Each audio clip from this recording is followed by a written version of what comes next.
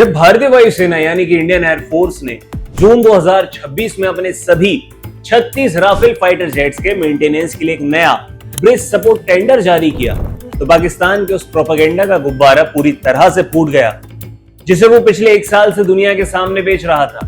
पिछले साल मई में हुए सैन्य संघर्ष यानी ऑपरेशन सिंदूर के बाद से ही पाकिस्तान के सभी हुक्मरान और वहां का मीडिया लगातार ये दावे कर रहा था कि उन्होंने भारत के राफेल विमानों को मार गिराया।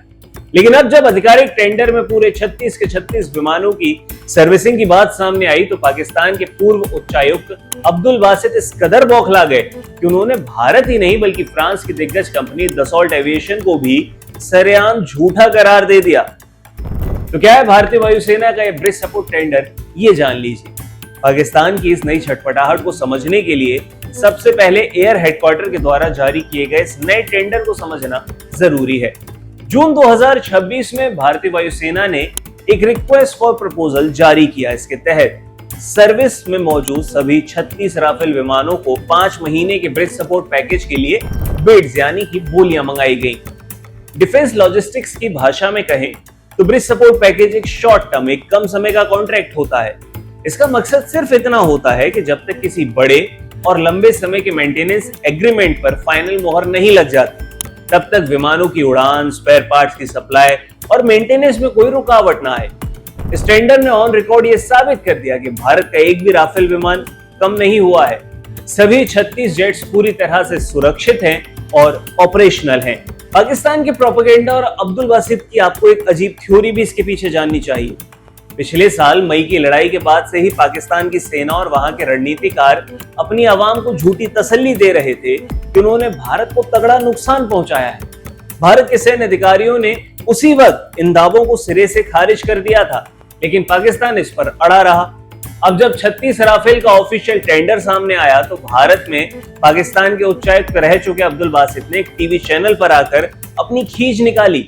उन्होंने एक अजीबोगरीब थ्योरी देते हुए कहा कि भारत के सरकारी दस्तावेज और एयरफोर्स की फाइल्स पूरी तरह से फर्जी हैं। बासित यही नहीं रुके, उन्होंने राफेल बनाने वाली फ्रांसीसी कंपनी दसॉल्ट एविएशन पर भी आरोप मढ़ दिया कि वो अपने कमर्शियल हितों और बिजनेस को बचाने के लिए भारत के सुर से सुर मिला रही है और सच को छिपा रही है। अब्दुल बासित ने अपने इंटरव्यू में यह दावा किया कि खुद दसॉल्ट एविएशन ने पहले तकनीकी खराबी की वजह से एक राफेल के क्रैश होने की बात मानी थी। उनके मुताबिक अगर पाकिस्तान का दावा सच था और दसॉल्ट की बात भी सही थी, तो भारत का जो नया टेंडर है वो 36 के बजाय 35 विमानों के लिए आना चाहिए था।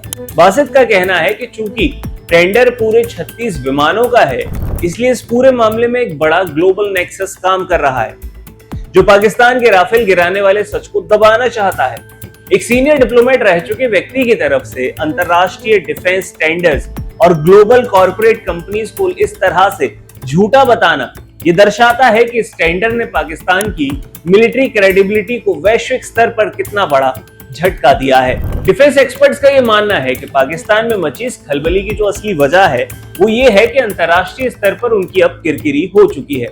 मिलिट्री एविएशन में किसी भी देश के पास कितने विमान एक्टिव हैं, इसकी ट्रैकिंग ग्लोबल एजेंसीज और सैटेलाइट आसानी से कर सकते हैं। भारतीय वायुसेना ने इस शॉर्ट टर्म टेंडर को लाकर बिना कोई बयान जारी किए बेहद ही खामोशी से पाकिस्तान के नैरेटिव को मटियामेट कर दिया। अब सच यही है कि फ्रांस से आए सभी 36 के 36 राफेल जेट्स आज भी भारतीय आसमान की सुरक्षा में तैनात हैं और पाकिस्तान के पास अब सिर्फ दावों और बयानों की खींच निकालने के अलावा कोई दूसरा रास्ता नहीं बचा है।